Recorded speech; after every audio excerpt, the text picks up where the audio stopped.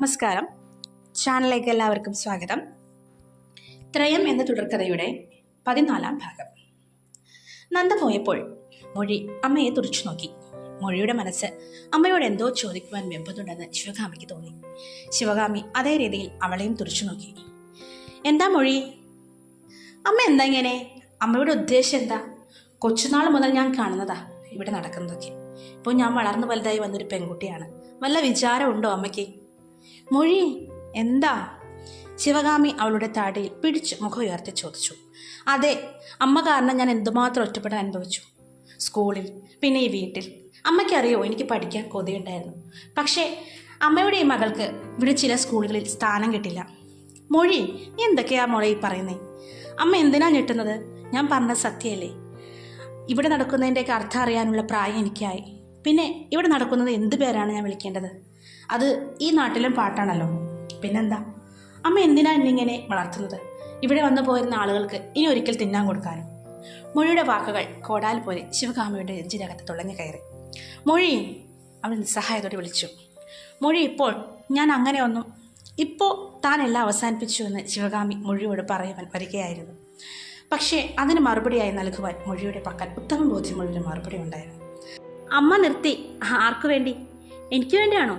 അല്ല, അയാൾക്ക് വേണ്ടി. അയാളുടെ കൂടെ ജീവിക്കാൻ വേണ്ടി അമ്മ സകലതും മറന്നു. അപ്പോൾ അമ്മയ്ക്ക് ഇതുവരെ ചെയ്തൊക്കെ ഇപ്പോൾ വേണ്ടതായി.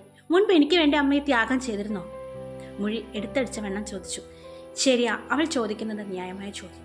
അന്ന് തനിക്ക് അങ്ങനെ തോന്നിയില്ല. ശിവകാമി ഉത്തരം പറയാനാകാതെ നിന്നു. അമ്മയ്ക്ക് ഉത്തരം മുട്ടിയല്ലേ? ഇപ്പോൾ ജീവിക്കാനുള്ള പണം അയാൾ തരുന്നു. അയാൾക്ക് മാത്രമായി അമ്മ സ്വയം വിറ്റു, അല്ലാതെ സ്നേഹം കൊണ്ടൊന്നുമല്ല. മൊഴി, നീ കൂടുന്നു നിന്റെ സംസാരം. അമ്മ ഒന്നോർത്തോ, ഞാൻ അല്ലെങ്കിൽ ഇവിടെ നിന്നും പോയ ആൾ. നമ്മൾ 3 പേരും ഒരുമിച്ച് ജീവിക്കില്ല. അയാളെ വേണമെങ്കിൽ അമ്മ എടുത്തോ, പക്ഷെ എന്നെ വിട്ടേക്ക്. മൊഴി, നീ എന്താ ഇങ്ങനെയൊക്കെ? എനിക്ക് നീയല്ലേ പ്രധാനം. അതൊന്നുമില്ല, അത് എനിക്ക് നന്നായി അറിയാം. പക്ഷേ ഇതെൻ്റെ വാശിയാണ്. എനിക്ക് പ്രാധാന്യം കൽപ്പിക്കാതെ ഇരുന്നതിനുള്ള എൻ്റെ വാശി. മൊഴി മുറിയിൽ പോയി ശക്തമായി കഥ കൊട്ടിയടിച്ചു. ശിവകാമി ആകെ വിയർത്തുപോയി. മൊഴി, അവൾ ഇങ്ങനെ എന്താ ഈശ്വര ഇങ്ങനെ? അവൾ മുഖം തുടച്ചു. മൊഴിയെ വേദനിപ്പിച്ചു. പക്ഷേ തന്നെ മൊഴിയോ ഈ പറഞ്ഞ നന്ദയോ മനസ്സിലാക്കിയിട്ടില്ല. സത്യം മൊഴിയോട് പറയേണ്ട സാഹചര്യം വന്നൊരു തോന്നൽ ശിവകാമി ഉള്ളുരുകി നിന്നു. മൊഴി, വാതിൽ തുറക്ക്! ശിവകാമി തട്ടി വിളിച്ചു. ഇല്ല, എനിക്കിപ്പോൾ അമ്മയെ കാണാനേ തോന്നുന്നില്ല. ഇത്തിരി നേരം കിടക്കട്ടെ, വയ്യ. ആരോടും ഒന്നും പറയാതെ എല്ലാം ഒരു ചെപ്പിൽ ഒളിപ്പിച്ച് നടക്കുകയായിരുന്നു മൊഴി. ഇപ്പോൾ എല്ലാം പൊട്ടിത്തെറിച്ച് വികാര വിക്ഷോഭങ്ങളാൽ ആഞ്ഞടിച്ചിരിക്കുന്നു. ശിവകാമി കസേരയിൽ തളർന്നിരുന്നു. തനിക്ക് മൊഴി മാത്രമേ ഉള്ളൂ. സത്യസന്ധമായി ഒരാൾ സ്നേഹിച്ചപ്പോൾ മനസ്സ് എഴുതിപ്പോയി.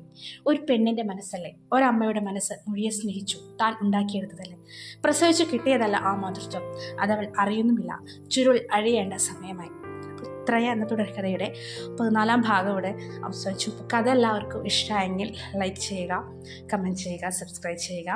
അപ്പോൾ ത്രയത്തിൻ്റെ 15-ാം ഭാഗമായിട്ട് വേഗം വരുന്നതാണ്. അപ്പോൾ അടുത്ത വീഡിയോ ആയിട്ട് വരുമ്പോൾ എല്ലാവർക്കും ബൈ. Thank you.